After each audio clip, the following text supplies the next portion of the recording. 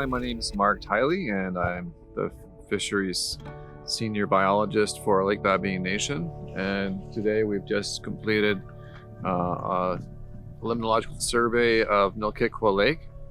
It's a lake that has not had any real limnological work done on it since the 50s or 60s, and that only involves zooplankton sampling as far as we know.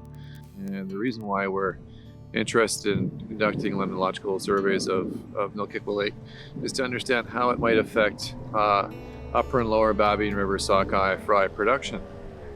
The lower and upper Babine River sockeye populations have experienced declines since actually the late 40s. There's been a decline. We're trying to understand why the upper and lower Babine River population has declined and how Nilkikwa Lake may be contributing to that decline.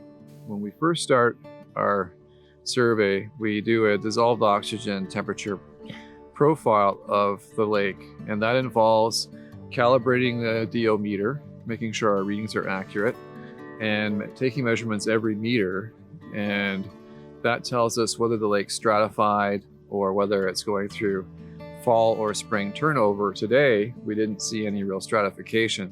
So we got 9.6 degrees Celsius on the top surface, and we got 9.58 milligrams per liter of DO in the water. I'm sorry, what was the temperature?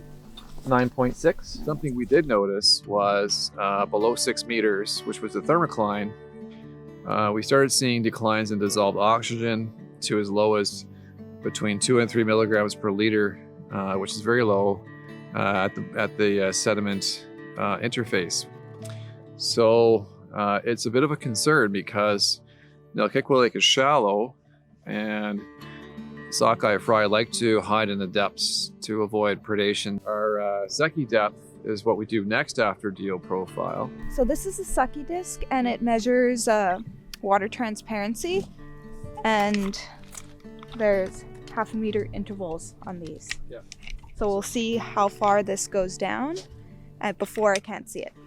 We found a couple of weeks ago that the Secchi depth was usually between 4.5 to 5 meters deep, and our thermocline, when we started seeing rapid declines in dissolved oxygen, was at 6 meters deep. So these fry, if they're having to locate or distribute where there's suitable oxygen, are likely in a fairly bright zone, which might mean that they're a little more easy to capture for visual predators like rainbow trout, lake trout, burbot, and char, bull trout, and dolly varden. So a bit of a concern. And we also don't know why that dissolved oxygen is low, whether it's a natural situation where we have a lot of organic matter settling onto in the greater depths and being decomposed by aerobic bacteria. The aerobic bacteria consume oxygen, and they break down that organic matter as it's their food source for them. And at the same time, they can deplete oxygen in the lower depths of the lake.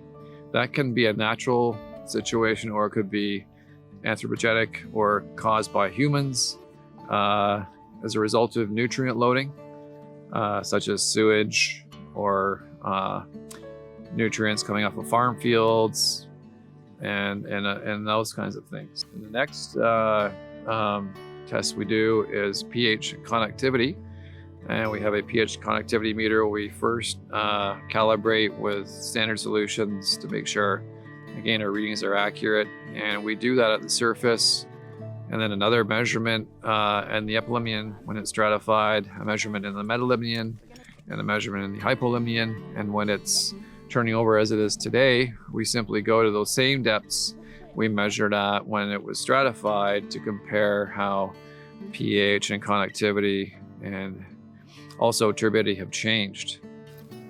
And we do a vertical plankton pull. So we drop a Wisconsin-style zooplankton net down to the bottom of the lake, and we rapidly pull it up so that we're sampling a vertical column of water, and that gives us the number of zooplankters per liter.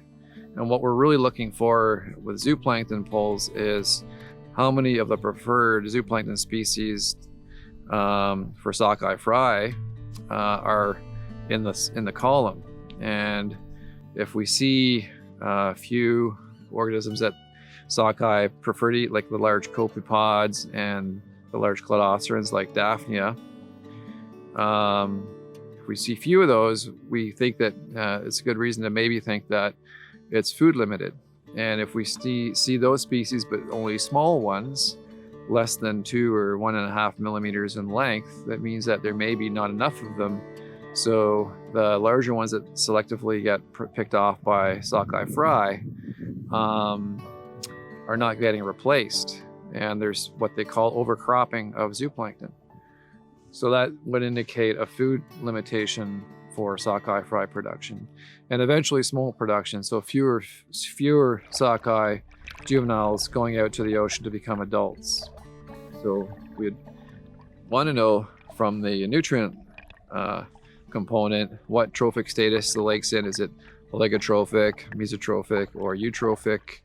And that tells us how productive we can expect that lake to be. And is it the proper trophic status or ideal nutrient regime, ideal phytoplankton amounts and zooplankton amounts and types that would promote greater sockeye production.